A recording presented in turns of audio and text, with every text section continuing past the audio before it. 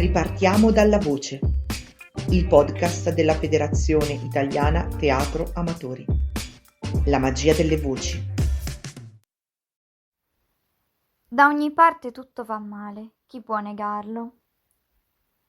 Ma la cosa non finirà così. Non lo pensate? Ci sono ancora pericoli per questi novelli sposi e non piccoli affanni per il suocero.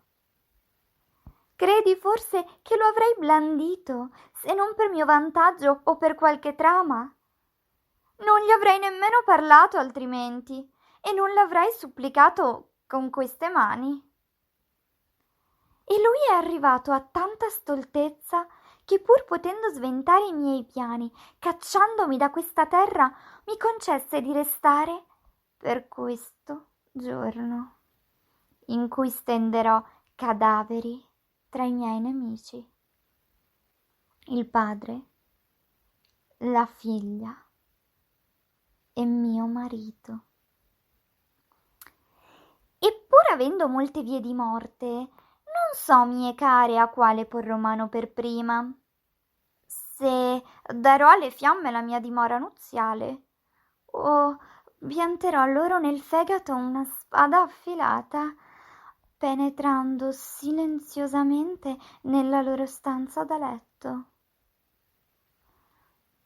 C'è solo un pericolo.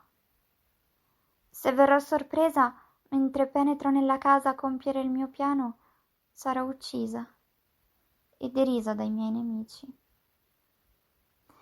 Allora è meglio la via diretta, di cui sono espertissima per natura. Ucciderli col veleno.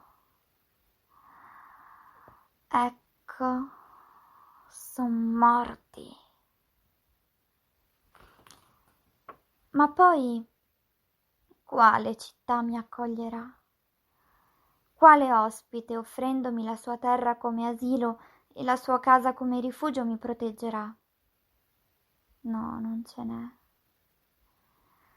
Ma restando ancora per poco, se mai mi appaia un baluardo sicuro, e se dovessi morire io stessa, li ucciderò entrambi, e avrò la forza di osarlo.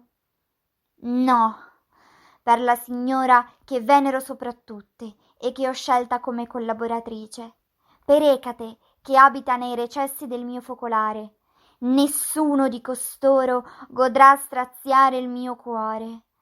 Amare nozze preparerò loro e un'amara parentela, e triste esilio per me. Su dunque, non risparmiare nessuna delle arti che conosci, Medea. Decidi e agisci. Muovi alla cosa terribile. Ora è il momento del coraggio.